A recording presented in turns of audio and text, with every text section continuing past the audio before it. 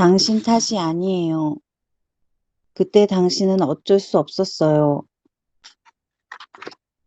부모가 미워요. 사실은 나를 미워하는 마음이 더 큽니다. 부모란 존재 자식에게 참 어렵습니다. 미워하는데 사랑받고 싶은 마음도 있어요. 그래서 괴로워하면서 가까이 붙어 있으려 합니다. 그러나 더 징글징글해지면 완전히 떠나져 나가기도 하지요. 대개 자식은 어떻게든 사랑을 받아보려고 여러 번 손을 내밀어요. 그런데 부모는 자식에 대해서 그 패턴을 못 바꿉니다. 자기 자신이 모르기 때문에 패턴을 바꿀 수가 없어요. 당신은 자식을 사랑했다고 하니까요. 자식을 사랑이 아니라 상처를 받고 있다고 울부짖으면 가슴 아파하면서도 계속 그 패턴을 대합니다. 자식은 한 번, 두 번, 세 번 손을 더 내밀어요. 그러나 상처받은 곳에 또 상처를 받게 되면 그때는 만정이 떨어집니다.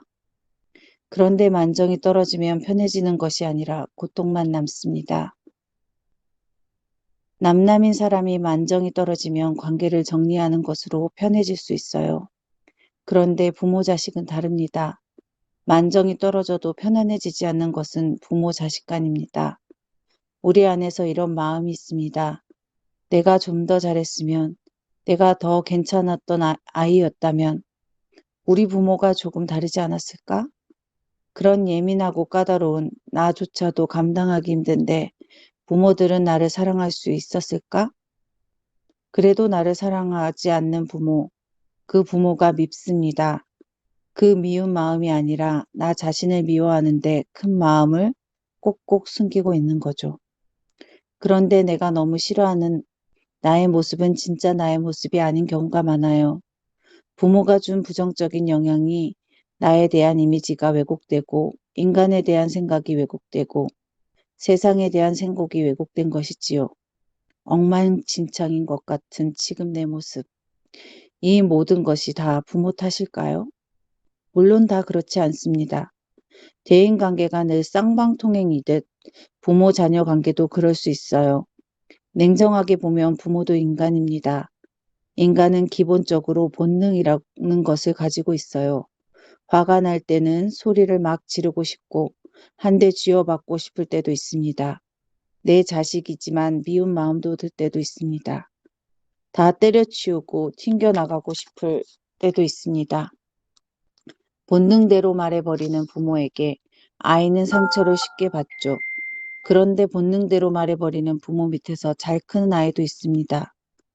저는 부모와 자식 간의 문제에서는 누구의 문제가 더 중요하든 설사 아이의 문제가 크더라도 언제나 부모가 먼저 바뀌어야 한다고 생각합니다.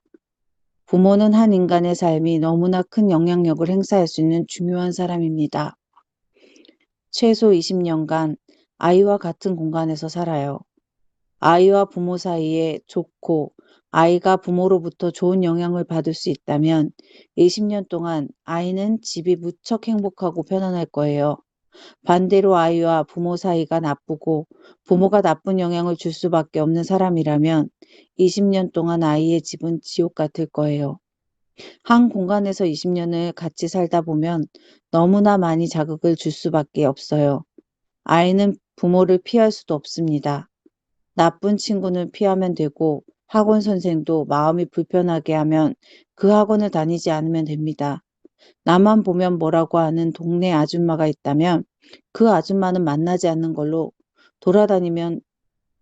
돌아서 다니면 돼요. 그런데 부모는 좋든 나쁘든 피할 수가 없어요. 일정 기간 동안에 헤어질 수가 없어요. 부모가 부모와 아이는 평등한 관계가 아니에요. 부모는 아이의 생존에 필요한 중요한 열쇠를 전부 쥐고 있습니다. 그래서 아이는 부모에게 거부하거나 거절하기 어려워요.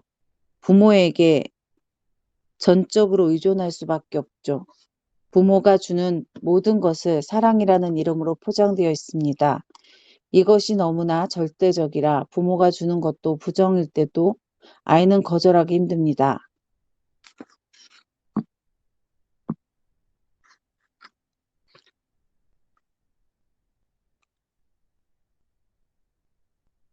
그것이 괴롭고 스트레스가 되어도 사랑이라는 포장지에 쌓여 있기 때문에 말을 못합니다. 오히려 그런 생각을 하는 자신의 부모가 사랑에 의심하는 나쁜 아이 같습니다. 83페이지인데 책 있어요? 또 하나의 부모가 자녀 관계에서 부모와 아이를 보호해주고 보살펴주고 도와주어야 하는 것이 기본 전제입니다. 아주 오래전부터 그래왔고 누구나 그것이 당연하다고 생각해요. 아이는 내 부모가 그럴 것이라고 믿습니다. 부모와 자녀 관계에서 내 아이에게 잘해야지라고 마음먹고 하는 행위가 아니라 당연한 것으로 받아들이는 겁니다. 그런데 이 당연한 것을 받지 못하면 아이는 엄청난 상처를 받아요. 하시다가 중간에 차고 나오셔도 됩니다. 부모 자녀 관계의 기본 전제가 아이를 애써 오는 것이 아니라 당연히 와서 하는 것이기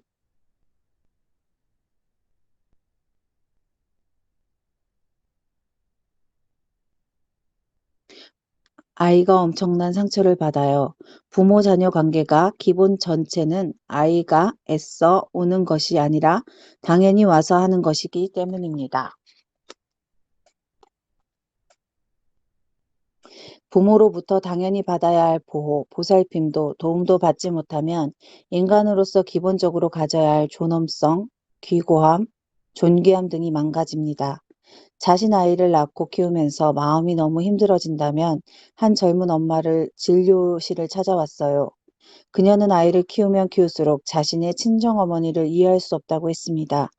자신의 아이를 낳아보니 아이가 더할 나위 없이 예쁘고 바라보는 것만 봐도 사랑스러운 감정이 막 솟아난다는 존재인데 친정어머니는 자신을 그렇게 키우지 않았다는 겁니다. 자신에 대한 사랑은 이토록 본능적인데 왜 어머니는 나를 키우면서 그런 사랑으로 키우지 않은 걸까요? 그녀는 이런 질문에 너무 괴로워했습니다. 그런데 진료받던 중 우연히 그녀의 친정어머니가 의붓 어머니였다는 사실을 알게 되었어요. 아주 어렸을 때부터 부모는 이미 이혼 상태였습니다. 그녀는 그 사실을 알자마자 마음이 너무 불편해졌다고 했어요. 오해는 하지 마세요. 요즘 재혼 가정도 많고 친모 못하게 잘해주는 의붓 어머니도 많습니다. 이 사례는 친모냐 계모냐 이야기를 하려는 것이 아닙니다. 부모와 자녀 관계는 조건이 없는 희생적인 아주 본능적인 사랑을 주는 것이 기본 전제라는 겁니다. 그것은 뭔가 어긋나면 한 개인이 평생 느끼는 혼란에서 상상할 수 없을 정도로 크다는 이야기예요. 이 여자는 친정어머니가 의붓 어머니였다는 사실을 확인하는 순간 그럴 수 있겠구나 생각했습니다. 나를 직접 낳지도 않았는데 결혼하고 나서 남의 자식을 맡아 키우고 경제적으로도 어려우니 어쩔 때는 아이를 미워할 수도 있겠네라는 생각이 들 정도로 들었습니다. 무엇보다 내가 그렇게 존중받지 못할 정도로 형편없는 존재가 아니었구나라는 생각이 들면서 자존감을 회복되고 마음이 안정을 되찾았어요. 부모가 불편하고 부모가 사랑이 애매모호한 것 같은 아이가 느끼는 아픔과 혼란은 이루 말할 수가 없습니다. 내가 아픈 원인 중 많은 것은 부모 때문인 것이 맞습니다. 그럴 때 돌이켜 생각하다가 내가 왜 그랬지라고 후회하는 부분이 있을 수도 있어요. 하지만 그건 어른이 되어서야 할 수 있는 생각입니다. 부모가 어이없는 일들을 겪고 부모에게서 끊임없이 상처를 받은 아이들은 어떻게 대처해야 할지 모릅니다. 안다 해도 제대로 대항할 수 없습니다. 그 감정은 어떻게 처리해야 하는지, 자신을 어떻게 보호해야 하는지 모릅니다. 꽤 컸다고 생각하는 고등학생 정도까지도 그래요. 아직 아이였던 그때로 나로 어쩔 수 없는 일들이 있었던 거겠죠. 그러니까 그때 어머니가 그렇게 했더라도 내가 좀 더 잘했더라면 덜 혼나겠고 컸을 거라고 말할 수 없을 겁니다. 작은 것도 내 마음대로 결정 못하는 나. 이제 만 2세가 된 남자아이는 한창 기저귀를 떼는 연습을 하고 있습니다. 잠든 시간이 되면 엄마는 그림책을 읽어줍니다. 책을 다 읽고 나서 잠들기 전에 화장실에 가서 마지막 소변을 보지요. 그런데 오늘 아이의 이런저런 핑계를 대면서 화장실을 가지 않으려고 했어요. 엄마는 억지로 아이를 화장실 앞에 데려다 놓았습니다. 아이는 팔도 아프고 다리도 아프다며 울기 시작했어요. 어머니는 여러 번 달랬습니다. 아이는 계속 울음 섞인 짜증을 부렸어요. 아이는 감정 싸움에 길어지며 엄마는 진이 빠졌어요. 시간이 지날수록 점점 화가 치밀기 시작했습니다. 결국 너 몇 매 가지고 와? 몇 매 가지고 와? 라며 무섭게 소리를 질렀습니다. 아이는 엄마가 매 앞에 고집을 꺾고 혼자 소변을 누려고 울면서 잠자리에 들었습니다. 엄마는 우는 아이의 모습을 보면서 한숨이 나왔습니다. 사람들은 대소변을 가리기를 성공하려면 이 시점에서 자기 전에 반드시 아이의 소변을 혼자서 소변을 누게 해야 한다고 했어요. 하지만 엄마는 눈에서 아이에게 너무 힘들어하는 것이 보였습니다. 오늘은 정말 너무 졸렸어요. 마음 같아서는 앉아서 바지도 내려주고 소변도 누이고 다시 안아서 잠자리에 눕혀주고 싶었어요. 하지만 그렇게 하면 뭔가 잘못될 것만 같았습니다. 졸려서 온갖 짜증을 내며 혼자 소변을 보지 않겠다는 아이를 달래는 일보다 엄마는 그런 아이를 보면서 자기 안에 일어나는 마음의 갈등이 더 힘들었습니다. 울면서 잠드는 아이에게 졸려서 쉬하기 싫었을 텐데 참고 하느라 수고했어. 엄마는 너를 많이 많이 사랑해라고 말해 주고 싶었습니다. 그런데 마음만 그럴 뿐 말이 나오지 않았어요. 엄마는 그런 자신이 너무 싫었습니다. 이 엄마는 평소 작은 결정에도 자신의 마음을 따르는 것은 참 어려웠어요. 육아뿐 아니라 인간관계도 그랬습니다. 나도. 여간해서는 깊은 관계를 맺을 수가 없었습니다. 또한 남이 부탁하면서 거절하기가 힘들었어요. 뭔가 선택해야 할 때도 상황이 밀려오는 아픔과 다른 선택을 했어요. 누군가의 의견을 다르게 갈등이 생기면 그저 상대가 원하는 쪽으로 고개를 끄덕이고 마는 경우가 많았습니다. 그녀의 어머니는 아주 엄격하고 무서운 분이었습니다. 그리고 어떤 일에 어떤 일이 대부분의 감정을 대응하는 부분이 있어요. 그녀는 아주 어릴 때부터 성취 결과를 두고 어머니에게 야단을 맞곤 했어요. 때로는 맞기도 했습니다. 나도 진나게 맞았는데. 사람들은 있든 없든 상관없었어요. 뭔가 잘못하면 어머니는 불같이 화를 내며 때리거나 물건을 던졌어요. 요. 피아노를 잘못 쳐도 시험을 잘못 봐도 학교에서 무슨 연락이 와도 그랬습니다. 어머니는 어떻게 된 거니? 라고 물은 적이 없어요. 그녀의 어머니는 발자국 소리만 들려도 어머니가 옆에만 있어도 불안하고 무서웠습니다. 자존감은 근간에 부모와 관계를 만들어집니다. 진정한 자존감은 타인의 혹독한 평가, 나의 가장 약한 지점을 건드리는 자극, 스트레스, 상처, 배신, 좌절감 등의 그 근간을 쉽게 흔들리지 않아요. 즉, 해결되지 않는 갈등이 있다면 그건 어릴 적에 중요한 관계가 있었던 사람과 경험에 의해 만들어지고 그런 경험이 반복되면서 내면의 뿌리를 내리고 자리 잡아 그 이후의 삶에도 계속 영향을 주는 겁니다. 그래서 어머니는 결과 중심적으로 양육을 했습니다. 그런데 양육 방식이 자란 아이는 중간 과정이 중요하고 또한 과정을 통해서 결과가 바뀔 수 있다는 생각을 못하게 될 수 있어요. 누군가 나를 오해하고 있다면 그건 그런 게 아니라고 말해야 합니다. 그러면 결과가 바뀔 수도 있어요. 누군가가 갈등이 생기면 서로 의견을 들으면서 갈등을 풀어 가거나 조절해야 나가야 합니다. 조금 번거로워도 잠시 마음이 불편해지더라도 당연히 거쳐야 하는 과정이에요. 이 과정이 지나야 나도 만족하고 상대도 만족한 결과를 찾을 수 있으니까요. 하지만 부모가 결과만 중요시하며 아이를 키우면 아이는 타인이나 나에 대해 잘못된 평가를 내렸을 때 그대로 승구해 버리고 말아요. 중요한 과정을 거쳐서 그 평가를 바로잡거나 바꿀 수 있다는 생각을 못하는 거죠. 내가 말하는데 무슨 소용이 있을까라는 무기력감을 갖게 되거든요. 아이는 핵심적인 애착 관계의 대상으로부터 자기 확신이나 신뢰감을 쌓아야 합니다. 결과 중심적으로 양육하는 이것은 쌓기가 힘들어요. 부모는 좀처럼 이렇게 말해주지 않아요. 너는 열심히 했지만 잘 안 될 때도 있어. 그래도 괜찮아. 너는 잘하려고 했던 거니까. 내가 오라. 아이는 이런 말을 많이 들으면서 자라해요. 그러니까 이번에는 잘하지 못했지만 그래도 난 참 괜찮은 아이야. 나도 이만하면 꽤 멋진걸? 이라는 생각을 갖게 되거든요. 결과보다 뭔가를 해 나가는 과정이 중요하다는 것은 부모가 꼭 가르쳐야 하는 사실입니다. 그래야 자기가 하는 일, 자신이 주도하는 일에 대해서 자신이 과감하게 자기 신뢰감을 가질 수 있어요.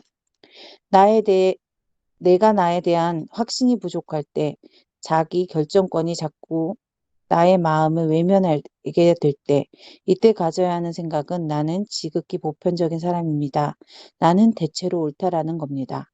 우리는 대부분, 게다가 지금 이 책을 읽고 있는 나는 아마 자극적인 보편적인 사람일 거예요.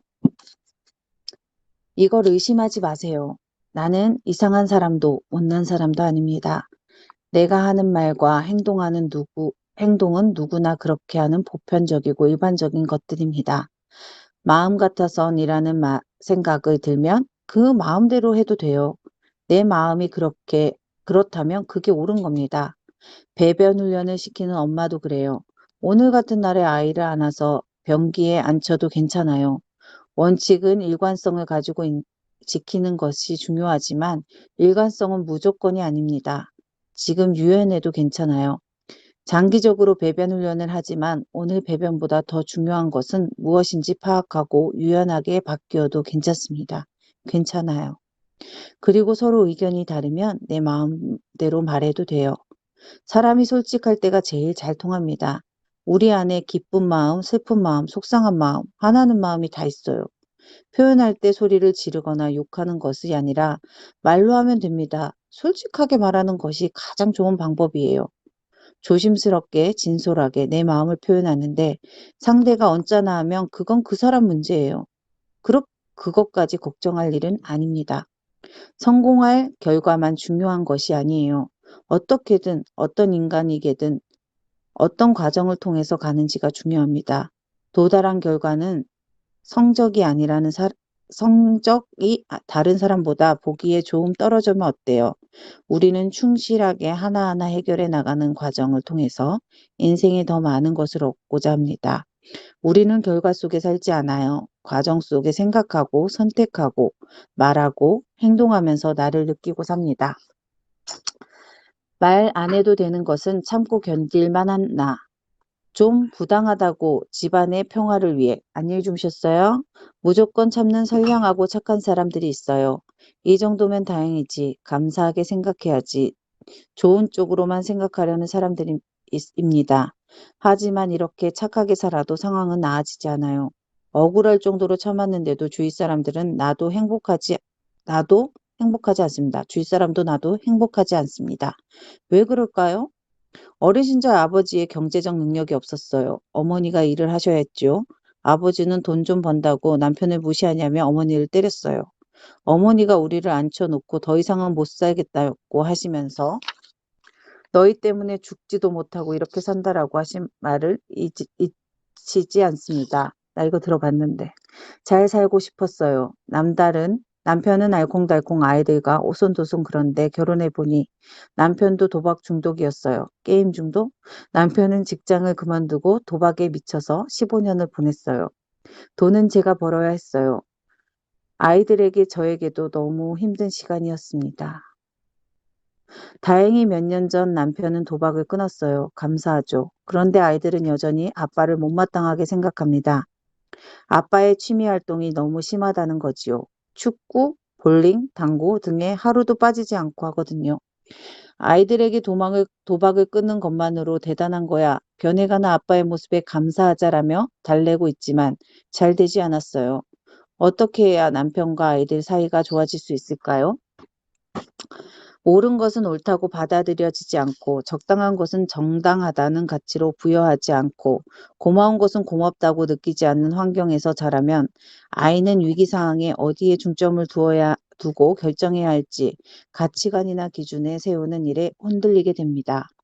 어머니는 힘겹게 일해서 생계를 유지하는데 아버지는 고마움은커녕 폭력을 휘두르며 아이들에게 엄청나게 혼란스러웠습니다. 속된 말로 누구에게 줄을 서야 할지 알 수 없거든요. 좌파냐 우파냐. 공격적인 행동을 하는 주제에 경제적인 능력을 가진 주체가 동일인인 경우보다 훨씬 더 혼란스럽습니다. 게다가 어머니가 자녀들에게 너희 때문에 내가 죽지도 못한다라는 말까지 했어요. 이는 부모가 아이에게 절대 하지 말아야 할 말입니다. 엄밀히 따지면 괴로움의 근본은 부부간의 갈등이지 아이들이 아니에요. 아이들에게 부모의 무능함을 폭력보다 이 말이 더 정서적인 악영향을 끼칠 수 있어요. 아이들을 낳아준 어머니에게 가장 소중한 존재이고 싶어 합니다. 그런데 오히려 어머니는 인생을 발목을 잡고 있다니요. 아이들은 자기 존재를 부정당한 것은 마찬가지로 느낄 겁니다. 그녀는 왜 이렇게 말도 안 되는 남자를 참아왔을까요? 나의 삶을 지켜보면서 주변 사람들은 나의 희생과 인내를 알아주고 많이 칭찬해 주었습니다. 그러나 인정과 칭찬은 생의 걸음으로 삼아 힘을 내어 인생을 살아왔지요. 그런데 계속 그렇게 살아가서는 안 됩니다. 말도 안 되는 일을 참고 견디는 것은 존재에 인정받는 것. 괴롭히지만 문제가 있는 가족을 뒤치다꺼리를 하면서 자신을 필요한 존재라고 느끼는 것. 그렇게 생각함으로 마음이 불편해지기를 바라는 것. 이것은 너무 가여운 일이에요. 우리는 모두 이 세상에 꼭 필요한 사람입니다. 칭찬 따위로 존재를 인정받기 위해 애쓸 필요가 없습니다. 그런 칭찬에 의지해서 내 안에 해결이 되지 않는 핵심 갈등을 적당히 봉합하고 넘기려는 일은 이제 그만두어야 합니다. 정말 이상하게도 스포츠에 직접 집착하거나 많은 액수의 돈을 내기를 건다면 그건 취미가 아니라 도박의 습성으로 봐야 해요. 도박은 어떤 수를 써도 가족과 해결하기 어려운 당사자만의 문제입니다. 이런 사람은 주변을 통제하려면 들면 큰 문제가 생길 거예요. 이럴 때는 남편에게 선을 제시하기보다 내 마음의 선을 그어야 합니다. 다시 도박을 하면 떠나겠다. 볼링을 쳐도 내기하는 금액이 크다면 용납하지 않겠다라는 식의 자기 기준을 내세워야 합니다. 문제는 근원은 남편이 도박이에요. 근원은 남편의 도박이에요. 내가 아닙니다. 내 가족을 행복할 수 있는 옳은 기준은 내가 만들어 남편에게 제시해야 합니다. 상대가 협조하지 않으면 그 기준에 맞게 세부 사항을 늘려야 합니다. 그래서 삶이 행복해지고 남편도 나를 약간 어려워하게 됩니다. 아이들에게 옳은 기준을 알려줘야 합니다. 아빠한테 그렇게 하면 안 돼, 라거나 아빠가 너를 생각할 때 얼마나 많이 하는데 같은 말을 하면 아이도 혼란과 무기력감에 빠질 수 있습니다. 어린 시절에 자신의 부모에게 버림받지 않기 위해 과도히 참고 부모에게 맞춰주려 했던 무의식적인 갈등은 아이들에게 그대로 답습시키는 겁니다. 부모의 행동이 옳지 않으면 옳지 않은 거라고 말해 주어야 해요. 남편의 흉을 보는 것이 아니라 아이가 느끼는 분노, 불만에 기본적으로 인정해 주어야 합니다.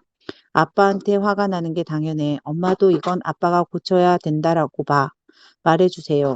그리고 옛날에 비해 얼마나 나은 거니? 라고 말하지 마세요. 긍정적으로 생각하는 것처럼 보이지만 본질은 두려움입니다. 나쁜 상태로 후퇴될까봐 두려워서 본질을 직면하지 못하는 겁니다. 우리에게 많은 역할이 주어져 있어요. 누구보다 부모, 자식, 배우자, 친구, 동료, 사회인 등 역할을 착하게 순종적으로 잘해내야 내 존재가 인정받는 것은 아닙니다. 그 역할들보다 더 큰 비중을 차지해야 하는 것은 그냥 나입니다. 나 자신을 소중하게 생각하며 가장 먼저 하세요. 우리는 역할로만 인정받는 그 작은 존재가 아닙니다. 우리는 소중한 존재죠. 하나님이 유일무이하게 창조하신 부모님이 원하는 일이라고 생각이 들면 하기 싫어져요. 어린 시절에 어머니, 아버지, 학교 선생님들은 모두 제가 공부만 잘하면 절 대단한 태도로 대하는 태도가 달라졌어요. 저는 그냥 가장 친한 친구의 고민을 듣는 것도 지겨워할 만큼 차갑고 냉정한 아이였지만 어른들은 우등생이 저에게 친절했습니다. 성적이 올랐을 때 흐뭇해하던 아버지 표정은 지금도 잊을 수가 없어요. 그런데 고등학교에 가면 성적이 떨어지기 시작했습니다. 선생님은 저에게 관심이 없어지고 부모님도 24시간 내내 공부하라고 닥달하셨죠. 저는 공부의 의욕을 잃기 시작했습니다. 잠깐만요. 좋은 대학을 졸업하고 받은 그럴 만한 회사에 취업한 것만으로 자식의 성공이자 행복이라고 생각하는 부모들이 있어요. 이런 부모들에게 자식은 인간으로서 유일하게 존중받을 수 있는 건 좋은 성적뿐입니다. 그러나 공부로 받기란 대개 초등학교 3학년 이후로 어렵습니다. 영유아기에 조금만 잘해도 아이고 잘하네 이런 것도 하네 하며 칭찬해 줄 수 있어요. 하지만 초등학교 3학년 넘어가면서 공부가 어려워지기 때문에 칭찬해 줄 수 없어요. 틀린 걸 지적하고 지도해 주어야 해요. 그렇기 때문에 부모와 자녀는 어릴 때부터 공부로 상호작용을 하는 것은 매우 위험합니다. 그 피해는 이로 다 말할 수 없어요. 아이들이 공부하는 건 공부가 재미있어서가 절대로 아닙니다. 부모가 거기에 긍정적인 반응을 해주기 때문입니다. 공부할 때 자신이 사랑받는다고 느끼고 그게 기뻐서 공부를 하는 거예요. 공부로만 상호작용을 계속하면 초등학교 3학년 이후에 부모는 자녀가 긍정적인 관계를 만들 통로가 사라져 버려요. 쉽게 말하면 혼날 일만 남은 거지요. 그런 감안해서 나는 꽤 오래 버틴 편이에요. 중학교 때까지 잘했으니까. 그러나 고등학교 들어서 예상치 못하게 성적을 받았을 때 생애의 근간이 흔들렸습니다. 나에게 존재하던 근간이었던 성적은 무너지면서 너무 다 무너져 버렸어요. 당연히 불안하죠. 우울한 것도 당연해요. 어릴 때부터 돈이 가장 중요한 가치라고 배운 사람들은 돈이 없어지면 죽고 싶어 해요. 외모로 인정받는 사람들은 자신이 늙어가는 것을 견디지 못합니다. 그런데 이외에 자기 자신을 지탱할 수 있는 힘이 없기 때문이에요. 오롯이 자기 존재 자체로 인정받아 본 적이 없는 다른 사람이 친밀한 관계를 맺는 것도 힘들어합니다. 남이 나를 조건 없이 사랑하고 이해하고 인정해 줄 거라고 믿는 자신이 없는 거예요. 그래서 누구를 만나면 한없이 위축됩니다. 관계를 맺기가 어려우니까 자꾸 피하려고 하죠. 힘들어도 도망갔다가 외로워도 다시 다가가고 다시 갔다가 공격받을까 봐 또 도망가고 악순환의 연속이에요. 결국 그녀는 사랑과 가까워지기 굉장히 어려웠을 겁니다. 맞아. 누군가가 친근해지기란 매우 어려운 일입니다. 절절하게 누군가에게 친근해지고 싶은데 친해지면 이 사람이 나를 온전히 받아줄까? 나를 떠나면 어떻게 하지? 그런 두려움으로 인해 다가가지 못하고 오히려 먼저 벽을 칩니다. 이 두려움의 벽으로 인해 겉으로 차갑고 냉정해 보이는 거예요. 내가 자신을 차갑고 냉정하게 느끼는 건 이 때문입니다. 그런데 자신이 차갑고 냉정하다고 말하는 사람들은 무의식적으로 가지고 자신이 진지하게 들여다볼 줄 아는 사람이에요. 자신의 문제를 알고 성장하고 싶어 하는 사람들입니다. 이건 아주 중요한 신호예요. 또한 이야기를 풀어가는 것을 보면 자신의 감정을 잘 따라갑니다. 마음을 읽을 줄 안다는 겁니다. 이는 타인의 감정을 읽고 감응할 수 있는 기본적으로 갖추었다는 뜻이기도 해요. 정서 발달은 다행히 후천적입니다. 지금 가진 이 장점들이 잘 활용했다면 뒤늦게 정서를 조금씩 발달시킬 수 있습니다. 자식은 부모에게 무엇을 잘해야만 인정받는 존재가 아닙니다. 말을 잘 들어야만, 공부를 잘해야만, 좋은 대학을 들어가야만 사랑받는 존재가 아닙니다. 조건 없이 온전하게 오롯이 있는 그대로 자기 존재만으로 사랑받게 하는 것이 자식입니다. 말을 안 들어도 공부를 못해도 부모가 자식을 인정해주고 사랑해줘야 하는 겁니다. 자식이 그런 존재가 아니에요. 사람이 그렇습니다. 우리가 남을 인정하고 존중하는 것은 그 사람의 지위, 학력, 물질적인 것이 아닙니다. 사람은 그 자체에 가치 있는 존재입니다. 그래서 존중하는 겁니다. 자신이 차갑고 이기적이라고 생각하면 그 모습을 피해하지 말고 직면해 보세요. 모든 것을 제거하고 난 꾸미지 않은 진짜 나, 발가벗은 나의 모습을 직면하는 것부터 시작하세요. 그건 어떤 모습이든 나를 인정하세요. 그게 나예요. 바람직하지 않는 내 모습. 보는 일이 쓰리고 아플 수도 있어요. 하지만 그렇게 자기 자신을 하나씩 인정해 가면서 나를 알아차려 가세요. 그 상처가 아물고 나면 그 후에 따라오는 벅찬 감동의 순간이 있습니다. 나도 알아차리지 못한 나의 차가운 모습 뒤에 숨어있던 아직 펼치지 못한 따뜻함도 발견하게 될 겁니다. 스스로 알게 되고 인정하고 나면 안정감과 평온함도 느낄 수 있어요. 자꾸 나쁜 남자만 만나게 돼요. 좋은 부모를 갖지 못하는데 배우자까지 좋은 사람을 만나지 못해 마음을 고통스러운 사람이 있어요. 내가 무슨 죄를 그리 지었기에 삶이 그렇게 고달플까? 이렇게 만나는 사람마다 이렇게 모두 나쁜 사람일까? 라고 한탄하는 사람이 있습니다. 신이 나를 버린 걸까? 이렇지 않아요. 강박적 순환이라는 개념이 있어요. 이럴 때 받은 상처는 충족되지 않고 욕구를 채우기도 같은 패턴의 실수를 반복하는 겁니다. 특히 개인관계가 주로 그렇습니다. 아버지 같은 사람을 만나지 않겠다고 다짐해 놓고 정작 아버지를 닮은 사람을 사귀고 결혼하는 경우가 점점점. 그래요. 내 안의 핵심은 갈등을 파악하고 이로 인해서 발생하는 중요한 오류를 이해하지 못하는 인간은 그 오류를 반복하고 삽니다. 수없이 버려진 한 여자가 있습니다. 태어나자마자 어머니한테 버려졌어요. 어머니는 집을 나갔고 아버지도 남을 나라 했습니다. 그녀는 어린 시절 할머니, 할아버지와 살았는데 학대를 당했어요. 매일매일 때리고 내쫓겨지기까지 했어요. 다시 아버지께 돌아갔지만 아버지의 여자도 학대를 했습니다. 할머니와 살 때보다 더 했어요. 여자는 집을 나가서 여기저기 떠돌면서 살았습니다. 그리고 성인이 되고 여자는 새 인생을 살아보려고 서둘러 결혼했어요. 이번에는 남편이 때렸어요. 시댁 식구들이 구박했어요. 자신이 더 잘하면 남편과 시댁 식구들은 변하지 않을까 했습니다. 그런데 나의 삶은 점점 힘들어졌습니다. 또한 여자는 부모와 이혼하면서 친척 집에서 자랐습니다. 그 집에서는 자기 자식과 그녀를 차별했죠. 사람들이 있을 때는 잘해주는 척하고 사람들이 없을 때는 투명인간 취급을 했어요. 여자는 좋은 남편을 만나 원 없이 사랑받아보고 싶었습니다. 그래서 사랑하는 사람을 만나자 얼른 결혼했습니다. 결혼해보니 남편은 폭력적인 사람이었습니다. 여자가 원한 가정은 이해 아니었기에 딸 하나 있었지만 이혼했어요. 그리고 곧 재혼을 했습니다. 정말 다정한 사람은 남자였습니다. 그런데 결혼하자마자 딸을 구박했어요. 재혼해서 낳은 아들이지만 편애했습니다. 여자는 그런 남편을 보면서 자꾸 자신이 어린 적을 생각이 힘들었어요. 다시 이혼을 생각했습니다. 그러나 용기가 나지 않았어요. 또 다른 여자는 외도를 하던 아버지, 그때마다 술을 드시던 어머니가 있었어요.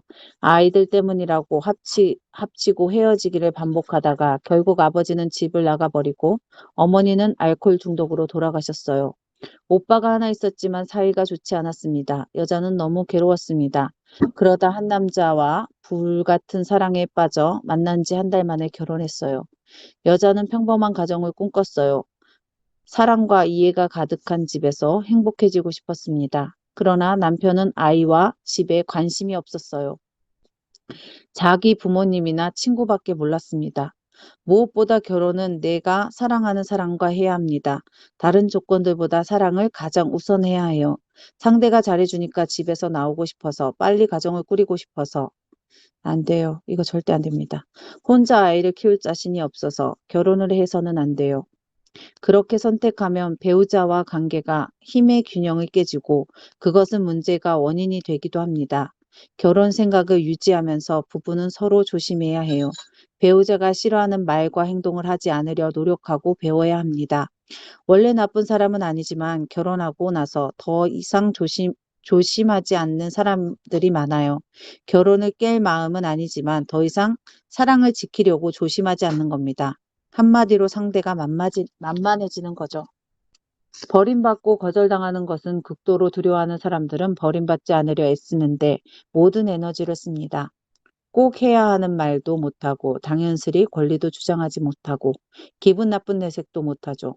안타깝지만 그런 태도는 반복적이고 접한 대상에게 그 사람의 더 이상 존중하지도 조바심도 내지 않아요. 사람은 본래 그렇습니다. 아주 가깝고 좋은 상대에게 버림받고 거절당한 경험이 많은 사람들은 다른 사람을 조금만 친절하게 대해도 나를 사랑하는 것이라고 쉽게 착각합니다. 친절과 사랑은 헷갈려 하는 거예요. 그리고 그 사람은 사랑을 나누는 성인과 성인의 관계가 아니라 나를 보호해주는 보호자 관계로 느낍니다. 어, 결혼은 성인과 성인의 관계로 맺어지는 것인데 그 사람은 자꾸 보호자같이 생각해요. 왜 그럴까요? 자신을 온전하게 수용해주는 사람에 대한 결핍이 너무 컸기 때문에, 그런 결핍을 채워주는 사랑을 절실히 원했기 때문에, 오랜 가뭄 끝에 내리는 빗방울은 생명체의 본능으로 입을 크게 벌리죠.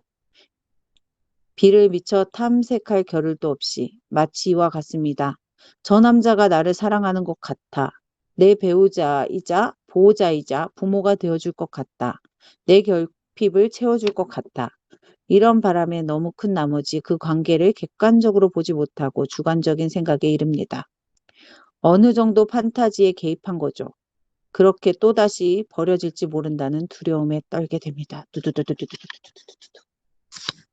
강박과 순환고리는 고리를 어떻게 끊을까요?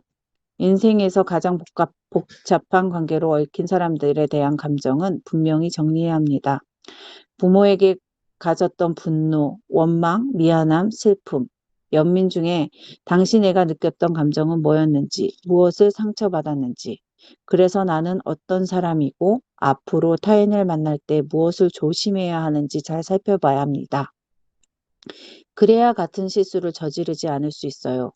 자신을 잘 알지도 못한 채 다른 사람에게 행복을 찾으려고 하면 그 기대는 좌절이 될 수밖에 없어요. 어떤 사람은 조금만 잘해주어도 그 사람에게 판타지를 갖고는 그 기대가 충족되지 않으면 또다시 절망의 일이 반복될 겁니다. 폭력적인 남편에 대해서 말해둘 것이 있습니다. 힘이 약한 배우자는 도구나 완벽히 사용해 폭행하는 일을 한 번이라도 발생하면 그냥 넘어가서는 안 됩니다. 한 번이니까, 너무 화가 나니까 라는 식으로 합리화하지 마세요. 데이트 폭력도 마찬가지입니다. 한 번이 10번, 100번 되는 건 말이 틀리지 않습니다. 상식적으로 사람들은 어떤 경우에도 절대 폭력을 쓰지 않아요. 배우자에게 기회를 한 번 더 주고 싶다면 그것이 얼마나 엄청난 문제인지 진지하게 대화함으로써 부부 관계를 신중하게 재검토해야 합니다. 내가 아무리 노력해도 나를 폭력으로 못하게 행사 못하거나 못되게 구는 가족이라면 떠날 것이 맞아요. 참고 기다리면 언젠간 바뀔 거라고 기대하지 마세요. 남편의 변화를 거부하고 시래기 돕지 않으면 그들을 떠나는 것이 맞습니다. 무조건 떠나야 합니다. 남편을 놓아주지 않으려고 해도 용기를 내야 해요. 아이를 위해서 그래도 가정을 지키는 것이 낫다고 생각할 수 있어요. 하지만 그건 가정을 지킬 가치가 없습니다.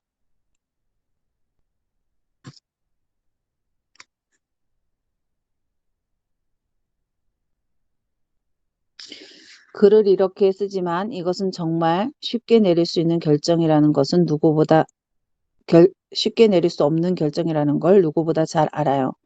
제가 쓴 몇 줄처럼 단순한 일은 절대 아니지요. 먹고 사는 것, 아이들을 때리고 떠나는 것도 너무나 쉽지 않은 일입니다. 무엇보다 어디 숨을 곳이 없는데 폭력적인 남편이 쫓아와서 더 큰 폭력을 휘두를까 너무 무섭기도 할 거예요. 그러다 보니 내가 좀 참으면 내가 좀 주면 좋지 않을까? 또다시 이런 생각을 하게 됩니다. 쉽게 행동할 수 없는 일이라는 것을 알기에 이 글을 읽고 당신이 떠나지 못하는 자신을 두고 아, 역시 난 바보네라고 자책할까 봐 걱정입니다. 그런 생각을 안 했으면 좋겠어요. 그럼에도 저는 이 글을 당신에게 존재의 가치를 지키기 위해서 당신의 폭력으로 대하는 배우자와 살 수 있다는 말을 할 수밖에 없어요. 그것은 당신이 아니라 아이와도 관련이 있습니다. 엄마가 아빠에게 무기력하게 맞고 당하는 걸 본 아이는 아빠에게 분노를, 엄마에게 연민을 느끼게 됩니다. 그런데 거기서 끝나지 않아요. 아이는 부모 간의 힘의 균형에 밀리는 엄마를 못나고 만만한 존재라고 여기고 얕잡아 보게 됩니다. 엄마는 말을 점점 아이에게 통제하지 않게 엄마의 말은 점점 아이를 통제하지 않게 됩니다. 아빠 말이 무서우니까 듣는 척하지만 신뢰하지 않아요. 결국 제대로 된 부모는 어른이 없는 상태로 아이는 자랍니다. 또 아빠한테 맞는 엄마의 모습을 지켜본 아이는 아픔을 엄마가 겪은 고통이 더 크게 다르지 않아요. 아이의 아픔은 엄마의 고통만큼 그렇대요. 이대로 둔다면 아이는 자존감이 없는 어른으로 자랄 가능성이 커요. 아이에게 비정상적인 성장 환경에 그대로 처참한 불안을 물려주게 됩니다. 그래서 아이를 데리고 남편을 떠나는 것은 너무나 어려운 일인 줄 잘 알았지만 이런 이야기를 들을 수밖에 없어요. 재혼한 남편이 자신의 아이를 낳은 아이만 편애하면 그건 옳지 않다고 당당하게 말해야 합니다. 남편의 행동에 절대 받아들일 수 없다고 말해야 합니다. 아이를 차별하는 것은 정서적 학대입니다.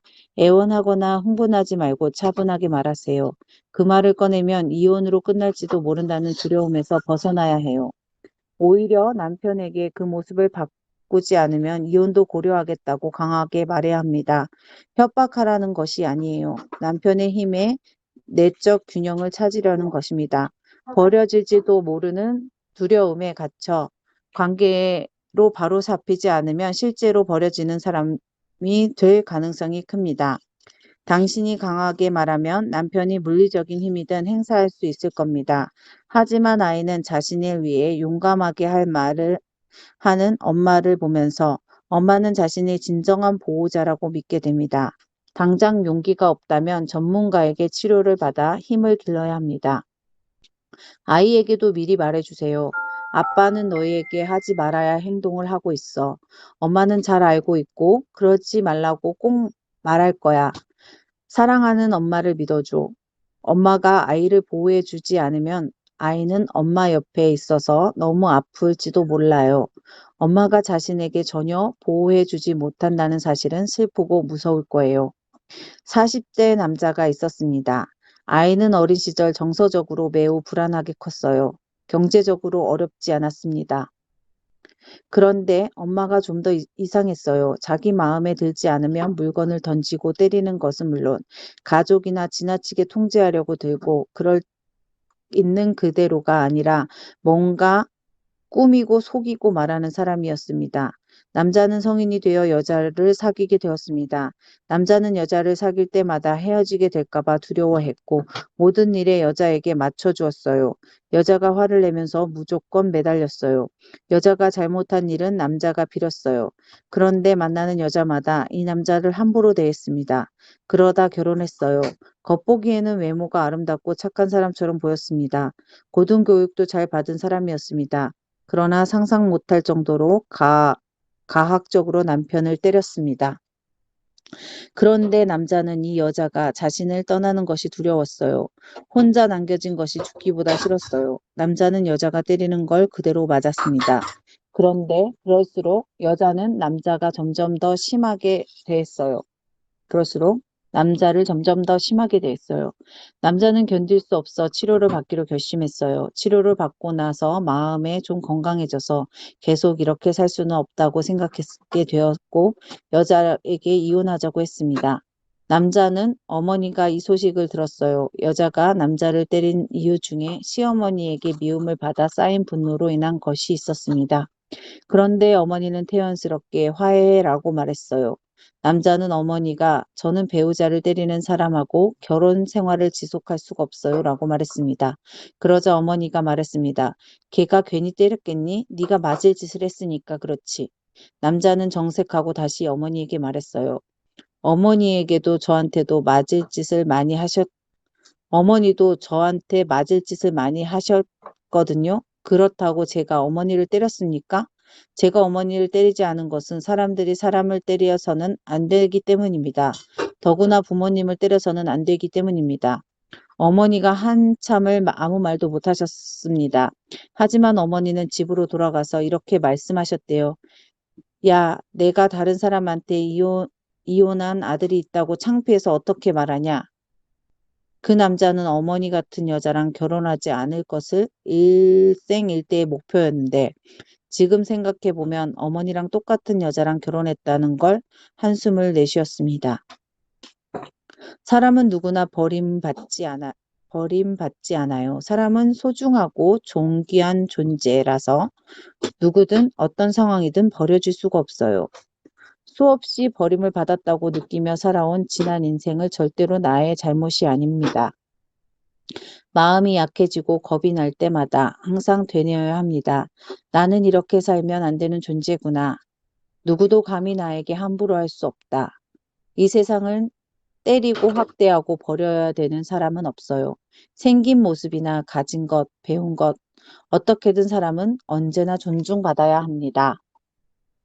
한 챕터 더 읽어야겠다. 노라고 말하지 못해요. 인간관계가 어려워요. 내가 제대로 하는 게 뭐 있기나 해? 내가 그렇지 뭐. 그런 성격이 안 좋아할 사람이 어디 있겠니? 결혼도 힘들겠다. 왜 태어나서 속을 썩이니?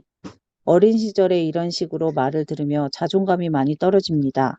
다른 사람들은 노라고 말하기가 어려워져요.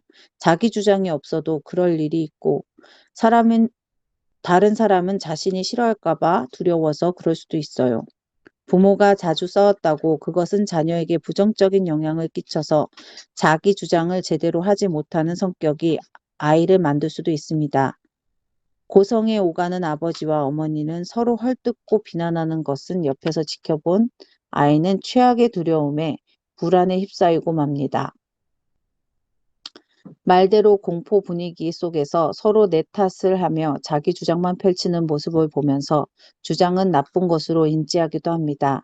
곧 주장, 싸움이라는 동일시하는 거죠. 아버지와 어머니가 상대의 말을 들어보지도 않고 큰 소리로 자기 말만 하다가 사이에 나빠진 최악의 장면은 자주 접하며 싸움의 원흉을 주장하는 것이라 여기고 차라리 주장하지 않는 편이 낫다고 생각하게 되는 겁니다.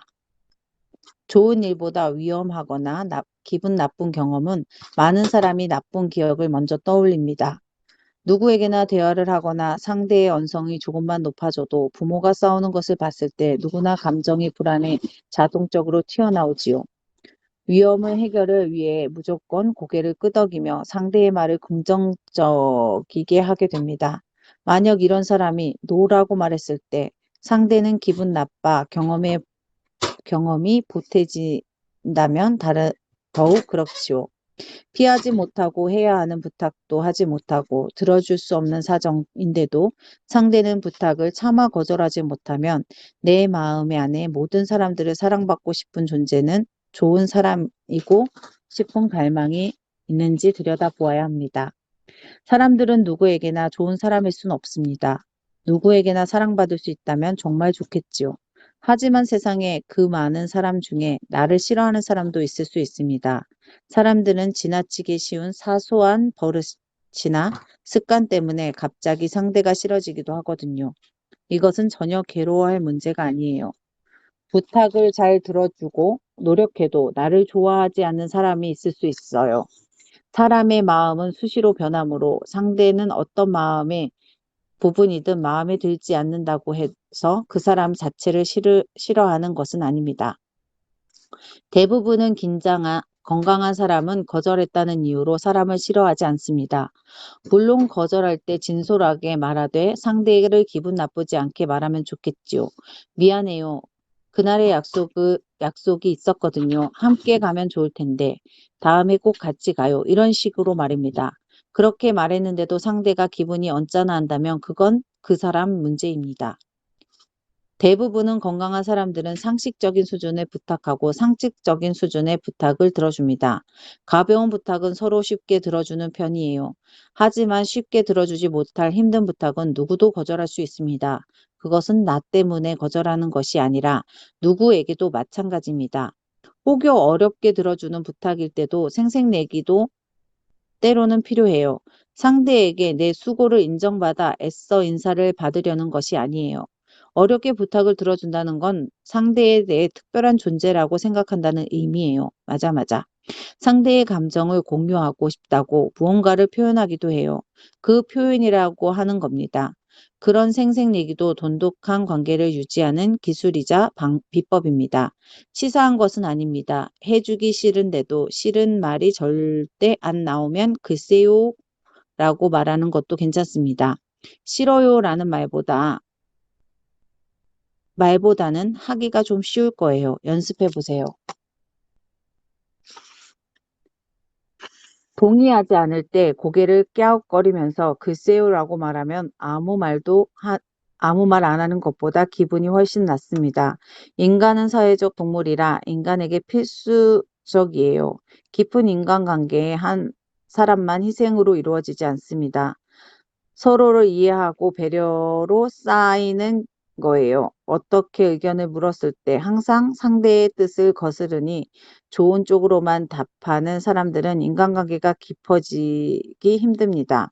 인간관계가 깊어지려면 서로의 마음을 나눠야 하고 진솔한 대화가 있어야 하거든요. 친구들과 두루두루 잘 지내고 중학교 3학년 여자아이가 있습니다. 그런데 그 또래라면 누구나 하나씩 있는 죽도 못 사는 단짝 친구가 그 아이에게는 없습니다. 아이는 그 이유가 항상 궁금했습니다. 저는 아이에게 물었습니다. 만약 친구가 너에게 좋은 대학에 가고 싶은데 수학을 못해서 고민이라고 말하면 너는 뭐라고 해줄 거니? 아, 글쎄요. 아니야, 너는 수학 잘해라고 말해주지 않을까요? 라고 했어요. 이 아이가 친구에게 해준 대답은 잘못된 것도 없고 틀린 것도 아닙니다. 그러나 말은 일반적으로 대답입니다. 정말 친한 친구가 나에게 고민을 의논하자고 말한 거라면, 그렇지, 네 생각에도 내가 유독 수학과 다른 과목은 약한 것 같다. 그래서 라는 식으로 그 사람의 고민에 깊이를 맞춰 진지하게 들어가야 합니다. 이 아이에게 답은 누구에게나 적용할 수 있는 그저 안전한 대답이에요. 단짝 친구가 되고 싶어 그 친구에게 해주어야 할 모범 답안이 아닙니다. 친구들은 상대의 자신에게 특별한 존재이길 원해요. 다른 사람과 다르게 마음을 털어놓고 깊이 있는 대화를 나눌 수 있는 상대, 나를 대해주기를 원하거든요.